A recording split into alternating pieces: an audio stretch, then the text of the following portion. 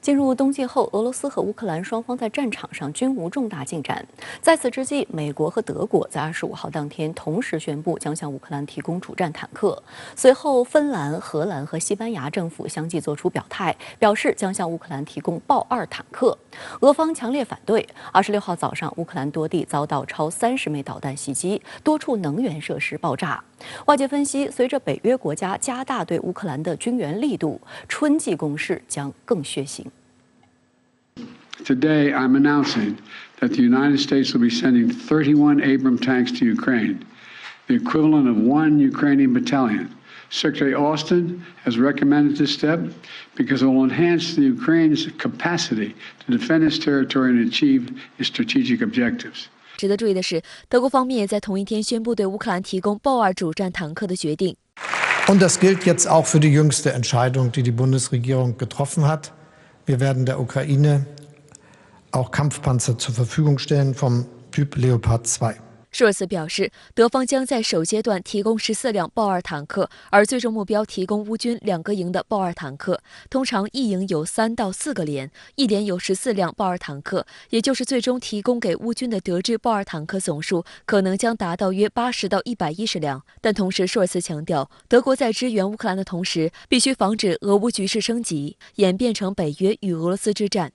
我觉得应该是两个国家约定好的，因为之前两个国家扯皮嘛，就是说都想让对方先提供啊，甚至于就想让对方一家提供，自己不提供，特别是美国啊，说让德国提供，他说 M1坦克这个维修复杂等等啊，当然德国肯定不愿意挑这个头了，所以双方扯皮，但是我估计妥协的结果就是说双方同时都提供，而且几乎在同一时间要宣布啊，所以两边领导人都宣布了。主战坦克是进攻性武器，外界认为美德向乌军提供主战坦克意味着援乌的态度发生重大转变。1月14号，英国率先向乌克兰提供主战坦克，但当时美德的态度仍未明确。上周，五角大楼的3把手科林·卡尔还曾表示，艾布拉姆斯坦克是一种非常复杂的设备，美国不应该提供给乌克兰无法修复的系统。从长远来看，乌克兰也负担不起。但拜登方面还是力排众议，最终同意向乌输送坦克。25号，《纽约时报》发表题为《拜登如何勉强同意向乌克兰派遣坦克》的文章，分析称，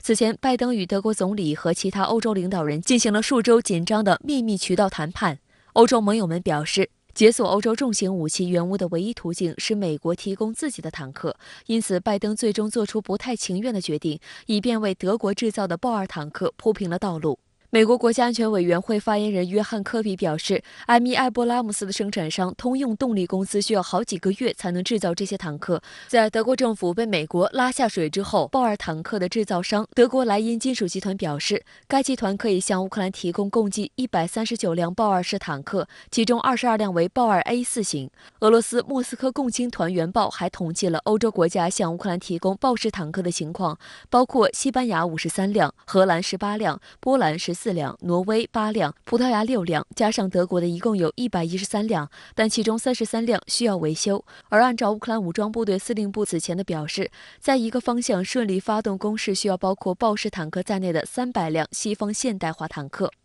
为什么乌克兰点名要豹2主战坦克？这是因为这款坦克被欧洲多国装备，号称欧洲坦克，且目前正面临更新换代，因此容易获取。豹2是德国研制的主战坦克，该坦克装有120毫米滑膛炮和一挺 7.62 毫米机枪，最高时速可以达到每小时70公里，在越野时能达到每小时50公里。此外，还有针对威胁的全方位保护系统，包括简易防爆炸装置、反地雷或反坦克火力装置。豹2的维修和后勤相对容易，在欧洲多种比赛中赢得过欧洲射击冠军。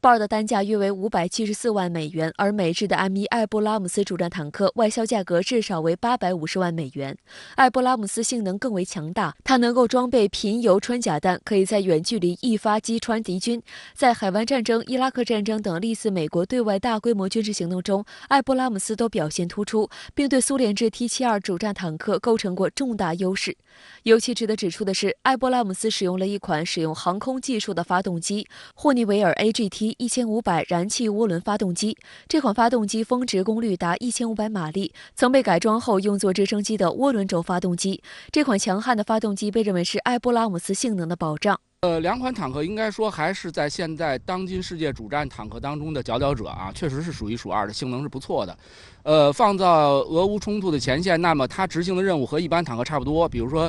战场上的和对方的装甲力量进行作战啊，包括当成这个钢铁堡垒使用啊，然后配合地面部队，包括步兵分队的作战。比如说，在这一些城镇，包括定居点的争夺当中啊，可能会发挥一定的作用。观察指出，美国拉着盟友一起向乌克兰提供主战坦克，就是为了增强地面作战行动中乌军的进攻能力。大量西式主战坦克装备进入战场，俄乌冲突下一阶段地面作战行动面临更加血腥的局面。美国共和党参议员格雷厄姆甚至宣称，这标志着战争的转折点。当然，现在西方把大量的地面武器几乎倾囊而出，是提供给乌克兰了啊。但是能不能扭转战局，我觉得最后还要看会不会升级。这2天在谈要不要向乌克兰提供西方第4代战斗机的问题。如果要这个地面力量配合空中的战斗机、飞机，这个我觉得就难料了啊。单靠这个地面力量，而且没有空中的掩护的话，我个人认为乌克兰不会翻转战局的。乌克兰总统泽连斯基对美德提供主战坦克表示感谢，认为这是迈向胜利重要的一步。但他也表示，几十辆坦克无法解决问题，我们需要更多。他还在社交媒体发文呼吁西方国家能提供飞机和导弹。有西方媒体认为，一个坦克联盟正在北约形成，而俄方也在制定应对措施。莫斯科共青团员报网站23号公开一套从不同角度绘制的示意图，标出了豹2坦克的几个薄弱之处。文章称，坦克顶部是最薄弱的，因此建议首先破坏豹2的主要瞄准装置，然后是作为后备瞄准具的炮手望远镜，还可射击豹2的烟雾弹发射器，将其引爆，让坦克陷入烟雾中。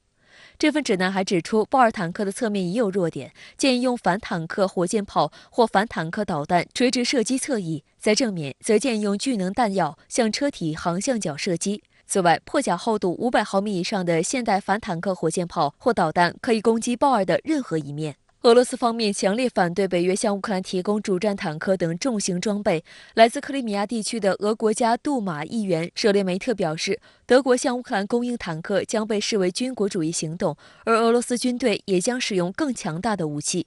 俄罗斯驻美国大使阿纳托利·安东诺夫表示，美国向乌克兰提供坦克将是令人发指的挑衅，并警告装甲设备将被俄军摧毁。此外，美国一家科学期刊近日将末日时钟拨快了10秒，宣布象征着距离人类毁灭的时间的末日时钟仅剩90秒，为最接近末日时刻的一次。这份期刊的主编表示，因为俄乌冲突等因素，人类已经陷入前所未有的重大危机。如果俄罗斯真的穷尽了一切这个常规作战手段都无法达成特别军事行动的最后目的的话，这个后果确确实实是难料的啊。不得不说，这个战事一天没停止，就一切可能性都存在。所以最好的办法还是这个止战啊，促谈。